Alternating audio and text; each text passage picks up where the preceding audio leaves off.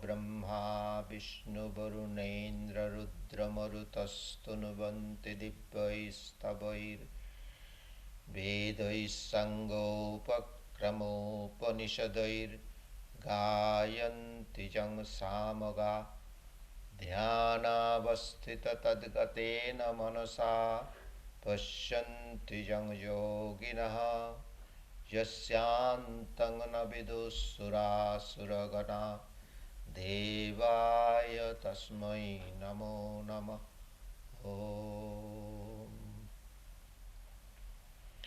Our salutations to that Supreme Being who is one without a second, whom the sages call by various names. Our salutations to Him, whose glory has been sung through the rapturous hymns of the scriptures of the world, but whose limitless and infinite glory none can comprehend. But again, whom the sages and devotees realize within their hearts, in their deepest contemplation, Him we salute again and again. May He shine in our hearts, manifest therein all His glory, and dispel all darkness and ignorance. Om Shanti Shanti Shanti. Peace, peace, peace. I am going to speak to you this morning. Overcoming obstacles in spiritual life. Man has a double nature. There is the phenomenal or empirical self, which is subject to birth and death, subject to feelings of pleasure and pain, and who is the experiencer of this objective world through the senses and sense organs. In short, what we know ourselves to be as human beings. But there is again a real man whom we call the Atman, the inner self. Its nature is immortal, unborn and undying, pure, free, divine, one with Brahman. It is not that the Atman, or which is one with Brahman, is or exists, but it is existence itself. Not that it knows, but it is knowledge itself. Not that it experiences bliss, but it is bliss itself. That is the nature of the Atman, the true being in every one of us. In other words, that is the indwelling God, what Christ referred to as the kingdom of God within. And that is your true nature.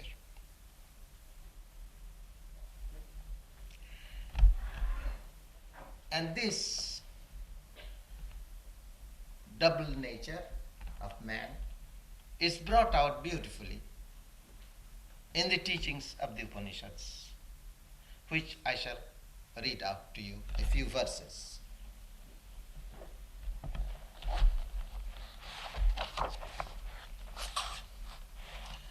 Thou Brahman immortal, and thou woven of clay, two beings, yet one, like two beautiful birds, golden of plumage, companions inseparable, perched high up on the branches of the selfsame tree. As man, thou tastest the sweet fruits of the tree, the sweet and bitter fruits. But as Brahman, master of Maya, thou remainest unseen, immobile, calmly observing. Forgetting his oneness with thee, bewildered by his weakness, full of sorrow is man. But let him look close on thee, know thee as himself, O Lord, most worshipful, and behold thy glory.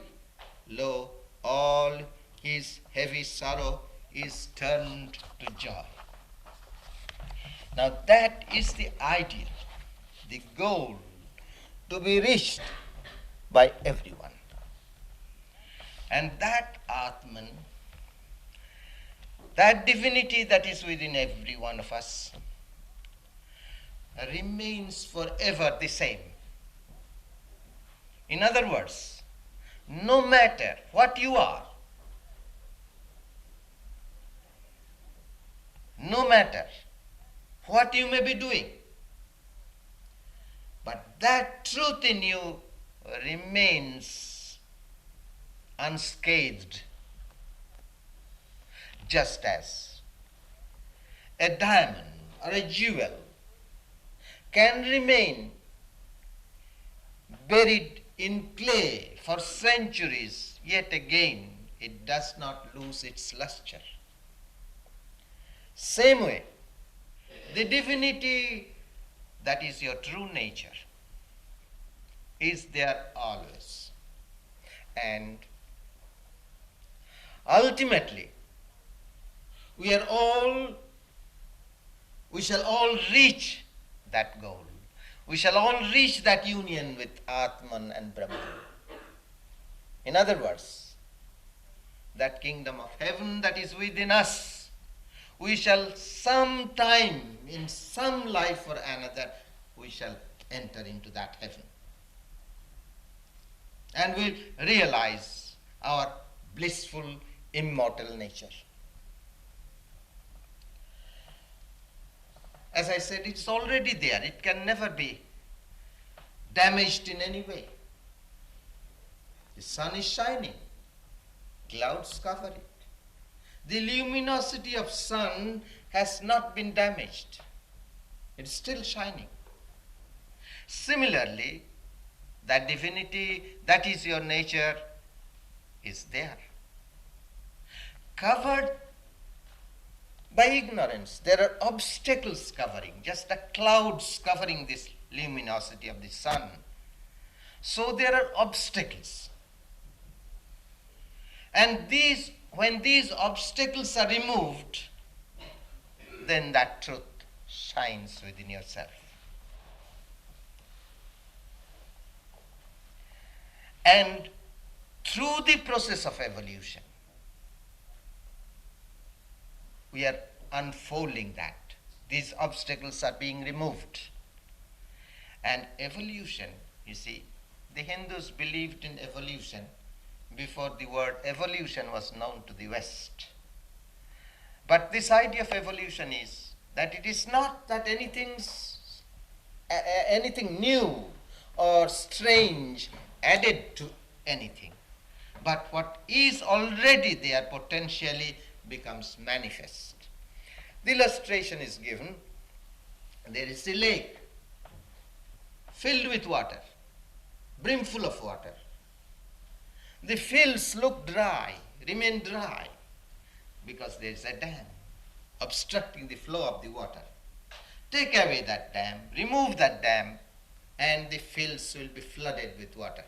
Same way, there is a dam, as it were, obstructing the unfoldment of this divinity, the Godhead within us. Remove this dam, these obstacles, and our life is flooded with joy and immortal bliss. Now, what are these obstacles? First, there is ignorance, darkness. This reminds me of the passage from the Gospel according to St. John. The light shineth in darkness, and the darkness comprehended it not. The light is shining. Because of the darkness, we do not comprehend. So we call that ignorance. These are the 5 obstacles. Ignorance, then this empirical self, the sense of ego, then attachment, aversion, and the desire to cling to this surface life. These are the main obstacles. And these obstacles are universal. Ignorance is universal. And by ignorance I mean that which covers the reality. One may be intellectual, one may have the encyclopedic knowledge in his brain, but yet he is ignorant. There is ignorance in him. It's universal. Until he becomes a knower of Brahman. And this knower, to be a knower of Brahman, is a direct perception.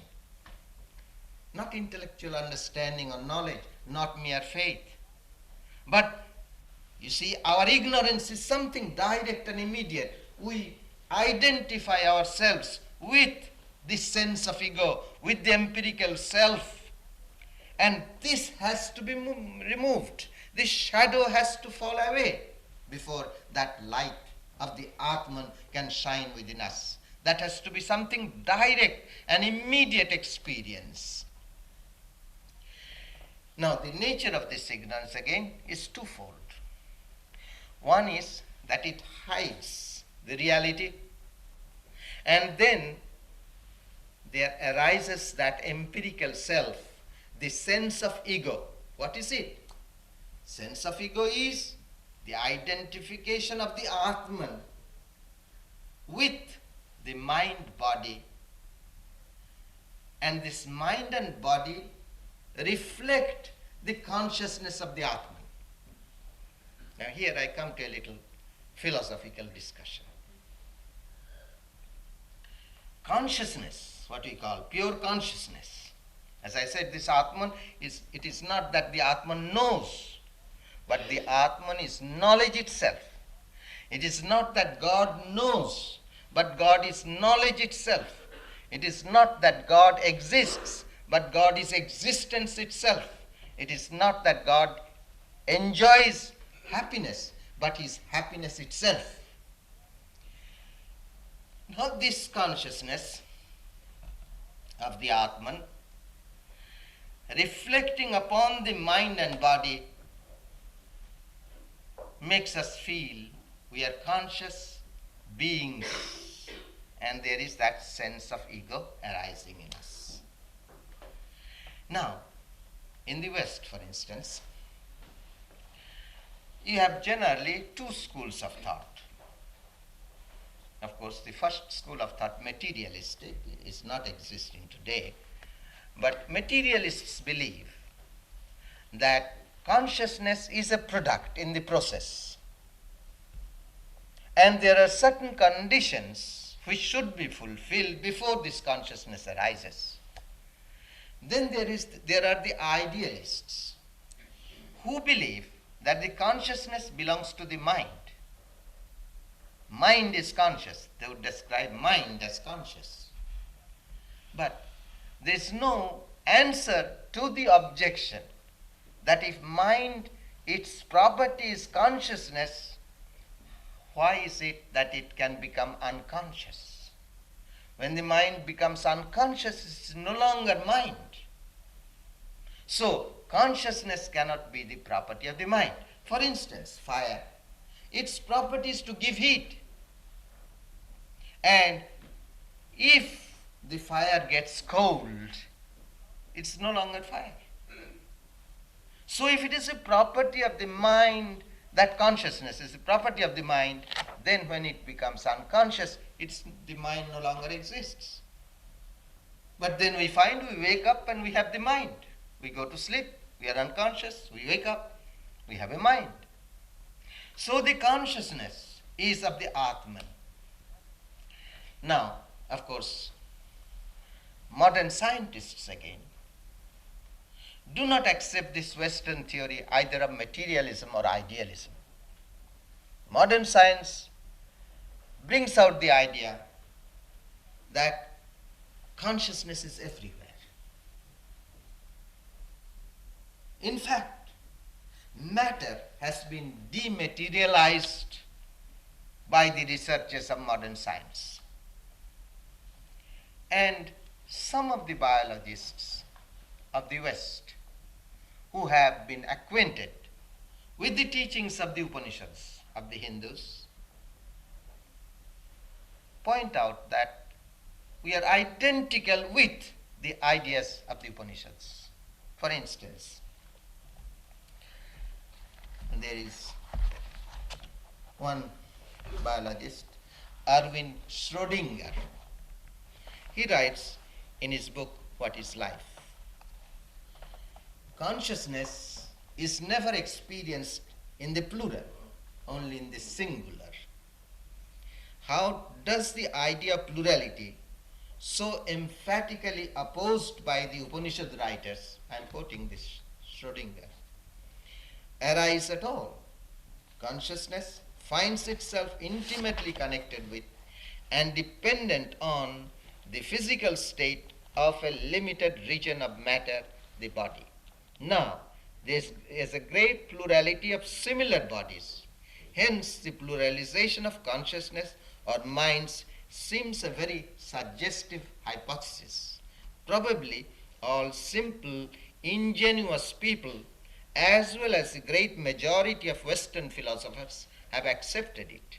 The only possible alternative is simply to keep the immediate experience that consciousness is a singular, of which the plural is unknown. But there is only one thing, and that what seems to be a plurality is merely a series of different aspects of the one thing produced by deception, the Indian Maya. The same illusion is produced in a gallery of mirrors. And in the same way, Gauri Shankar and Mount Everest turned out to be the same peak seen from the different valleys.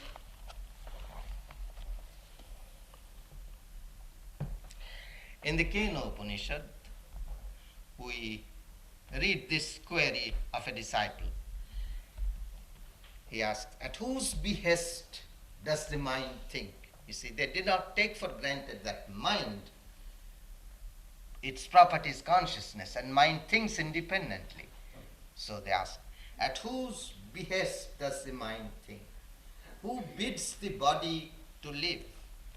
Who makes the tongue speak? Who is the effulgent being that directs the eye to form and color and the ear to sound? And the answer is this.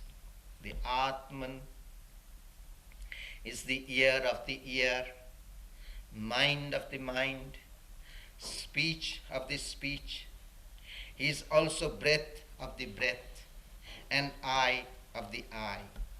Having given up the false identification of the Atman with the senses and the mind, and knowing the Atman to be Brahman, the wise become immortal. So this is the goal to be attained, to free ourselves from the shackles of this consciousness of ego, empirical self as something separate and apart from Brahman, and realize the true nature as it is. But this again is often misunderstood. You see, it's not so easy to get rid of this sense of ego. Only when one attains that direct, immediate experience of Atman and Brahman in Samadhi, in that transcendental consciousness, then it is that the ego drops away.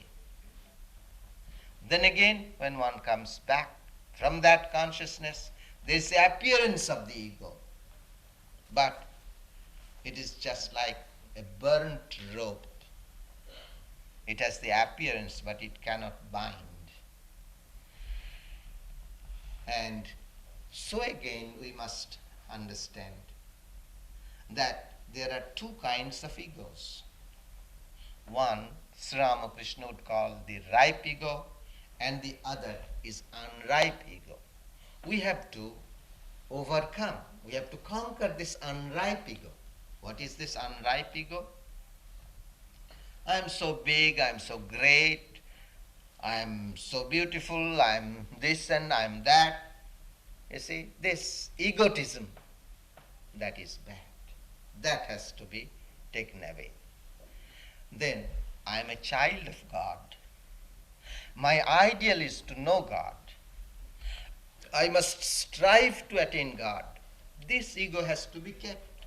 Otherwise, who will struggle, who will strive, who will pray, who will meditate? So, this ego we must have. The ego that is ripe as a child of God. And as a spiritual aspirant, my ideal must be only to realize God, knowing that He alone is the truth, He alone is the reality. In Him alone is fulfillment. And that is why again it is said that this human birth is a blessed birth. There are other animals in whom also there is that divinity. That divinity is everywhere, in and through every atom of the universe. But the lower animals have not yet evolved that sense of ego. That self-awareness, that self-consciousness is not there. And one has to have this self-consciousness, this self-awareness, in order that you can transcend this and reach the real man, the inner Atman, the kingdom of God. Now again, when we are in the lower ego, then we have bondages. And those bondages, those obstacles are attachment, aversion, desire to cling to this surface life. These are the obstacles. Now, this desire to cling to this surface life, that is something that is condemned by every great teacher. But unfortunately, it has been misunderstood in the West very much. They always point out that the Oriental religions are self-negation, teaches self-negation, life negation. And we Christians believe in affirming the life. One is self-negation, life negation, another is life affirmation. They compare. But Christ didn't affirm this life. He who loves this life shall lose it. And so, so-called Christians, when they affirm the life and cling to this surface life, however they may try, they have to be extinguished, they die. He who loves this life shall lose it. And this is something very instinctive in every one of us, clinging to this life, or desire to cling to this life. For instance, if somebody tells you that I can give you that knowledge of God, I can give you samadhi through touch, you'd shrink from it. You'd say, no, I don't want it. Because you seem to lose this life. Those who are spiritual aspirants and have been meditating, practicing meditation, they come to a stage when the mind is about to become absorbed. And at that moment they feel they're going to lose this particular consciousness. And they don't want it. So they come again. But again, there is the grace of God. And that grace, that divine grace again, overcomes you, and in spite of yourself, you are into that ocean of bliss, that ocean of light, that ocean of bliss.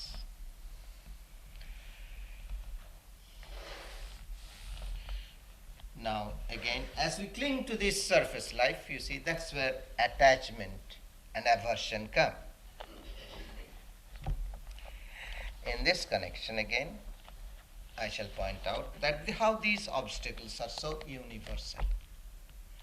And all the mystics, the great mystics, Hindus or Christians or Buddhists, they all pointed out that this desire to cling to this life, this desire to enjoy the life of the senses, has to be controlled. And let me quote to you the great German mystic Jakob Wurma.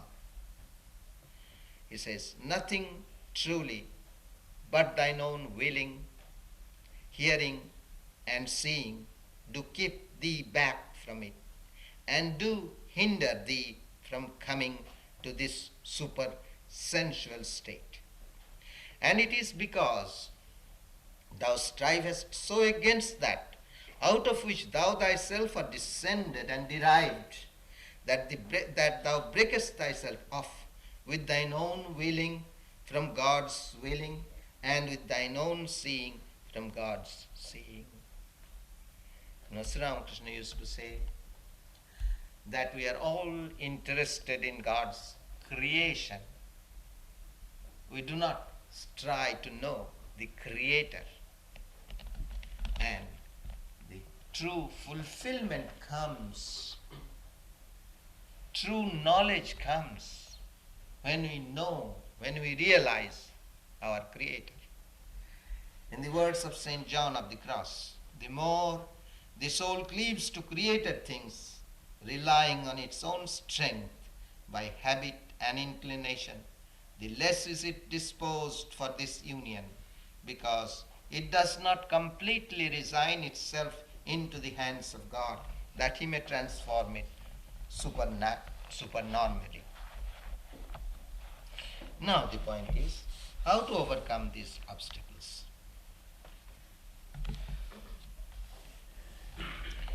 The way in which this is to be done has to be likened to the washing of a piece of dirty cloth. What do you have to do? First you have to apply soap to the dirty cloth. And then when it is soaked in soap, then you cleanse it in water, and clean water. Similarly, there are certain ethical principles in life which we must observe. Certain disciplines we must practice, which are like soaking the dirty cloth with soap. You see, you have this truth brought out by Christ. Blessed are the pure in heart, for they shall see God. So the objective is to make our heart pure in order that we can see God. And now the mind is dirty with old impressions, old thoughts, old deeds. Now we have to apply soap, as it were. Certain disciplines we have to perform. And then the clear water, the thought of God, must be the water that would wash away all that dirt easily. Now what are these ethical or disciplines? In the yoga psychology, we find these are the disciplines: austerity, study, the dedication of the fruits of one's work to God. These are the preliminary steps towards union with Brahman. Now let us try to understand what these mean. The word austerity rather has a forbidding sound, and it has been misunderstood very much. Austerity in the West as well as in India, unfortunately, mean to mortify the flesh. And one time, I was reading the life of a Christian mystic. Somebody said, oh, he was a great mystic. And so I can't remember his name even. Years back. So I began to read. Within a few pages, I read about his life, how you take a cane before you go to bed. You take a cane and beat himself until blood oozed out of his body. And then he would go to bed so that no lustful thought would come. What good? Would he think of God? Or, in India they had their lion spikes. Of course, they had lion spikes to get some money from the Americans,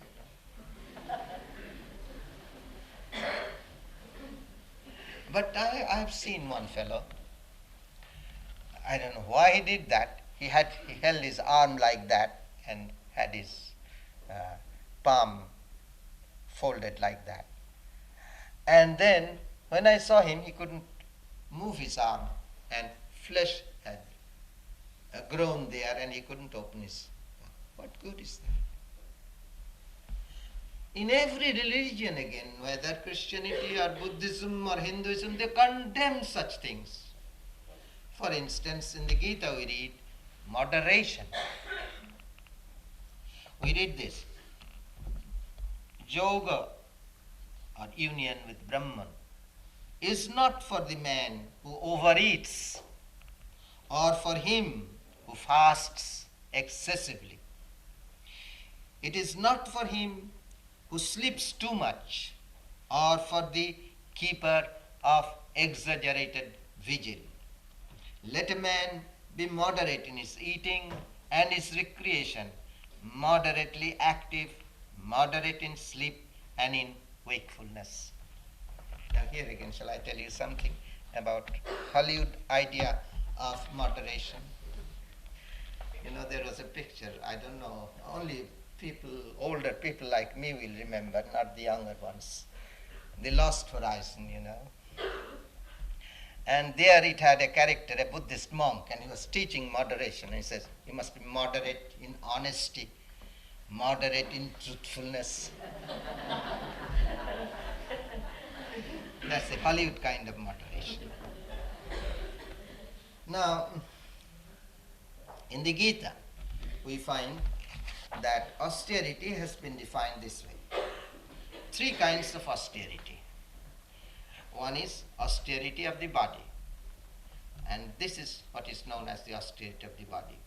Reverence for the Holy Spirits, the seers, the teachers of this and the sages, straightforwardness, harmlessness, physical cleanliness, and sexual purity. These are the virtues whose practice is called austerity of the body. To speak without ever causing pain to another, to be truthful, to say always what is kind and beneficial, and to study the scriptures regularly, this practice is called austerity of speech. The practice of serenity, sympathy, meditation upon the Atman, withdrawal of the mind from sense objects, and integrity of motive is called austerity of mind. So these are the disciplines that we have to practice every day in our life. Then study. Study means study of scriptures as well as it means chanting the name of God. And then dedication of the fruits of one's work to God. That is, you must live in the world but be not of it. Work without attachment. Every work must be done as worship of God. To sum up what we find in the Gita. Whatever your action, food or worship, whatever the gift that you give to another, whatever you vow to the work of the Spirit, O son of Kunti, lay these also as offerings before me. You see, the way to God is not by way of subtle metaphysics or complicated theology. It is by sheer self-giving, dedicating ourselves to God in every way. Now, as we practice these disciplines, we get certain qualifications. Certain qualifications arise in us normally, naturally. And these can be said to be 4 qualifications which are important for every spiritual aspirant. One is the discrimination between the eternal and non-eternal. Discrimination means to know, to discriminate that only there is one reality that is eternal. Everything else is fleeting. And what is that reality that is eternal? Call that Atman or Brahman or God or Christ. Names make no difference. But there is that one reality that is real, that is everlasting, that is eternal. And when you have this discrimination, then when any desire for things and objects arise, you discriminate. Why should I run after such things which are so fleeting? It is just like catching the shadow. Or what Buddha called, it's like bidding the clouds to stay. It eludes our grasp. And then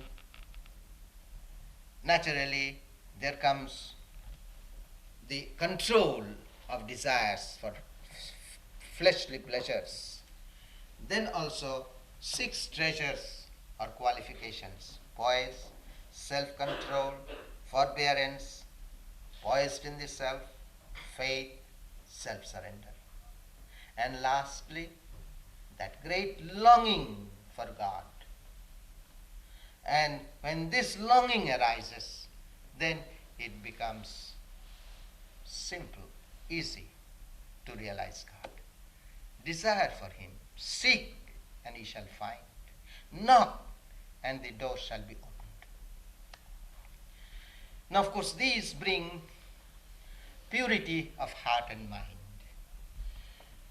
And we read in the scriptures, by learning a man cannot know him if he desist not from evil, if he control not his senses, if he quiet not his mind and practice not meditation.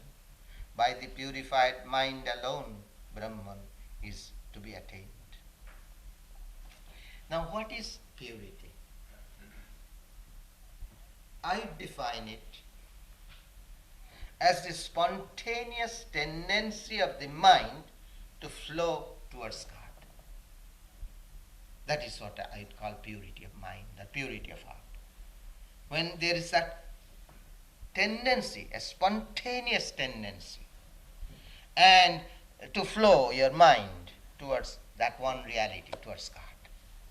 And that is meditation.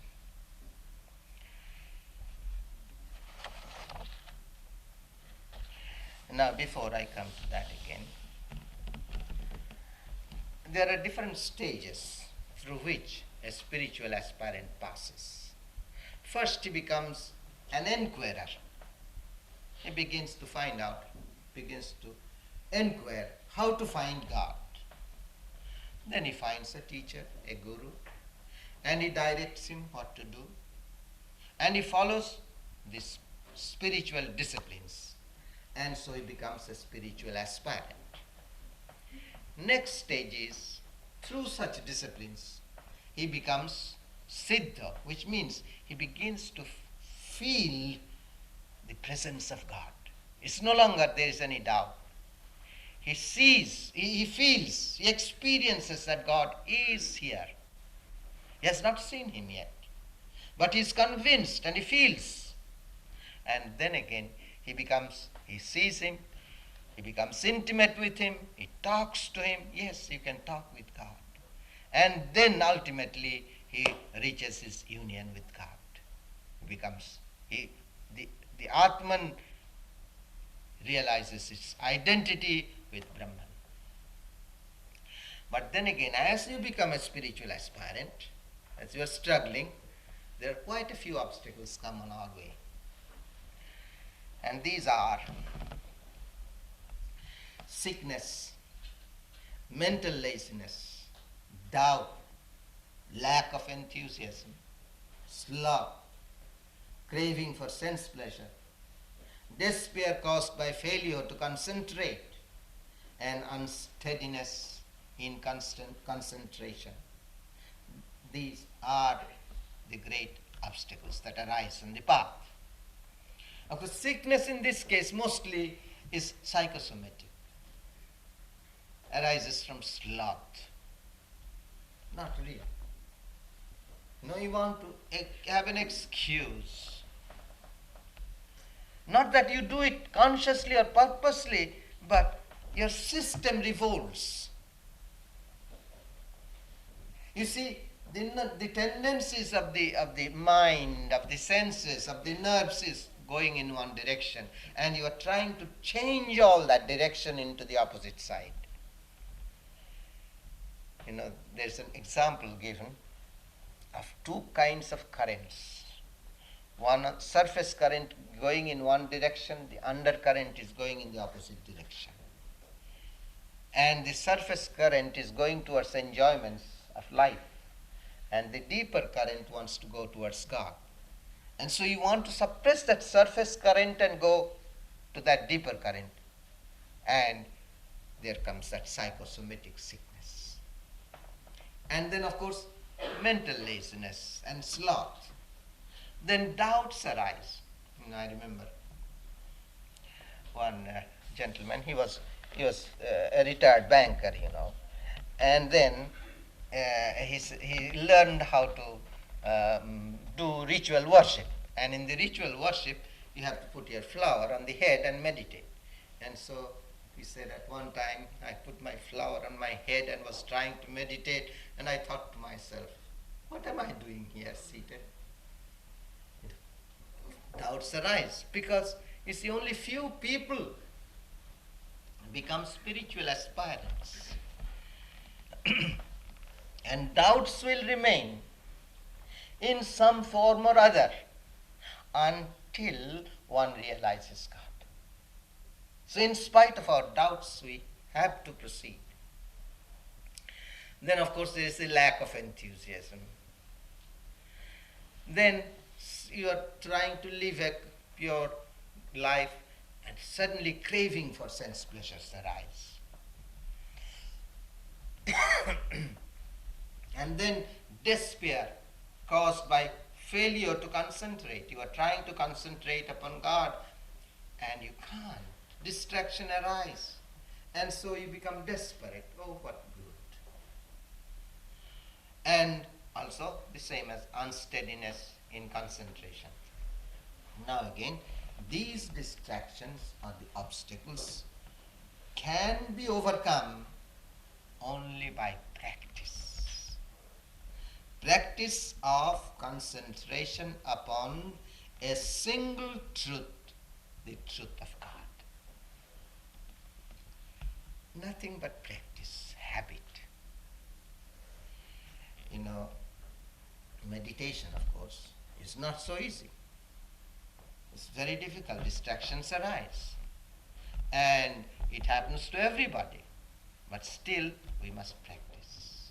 You see, meditation is a state you arrive, and it is next to samadhi, next to the illumined knowledge of God.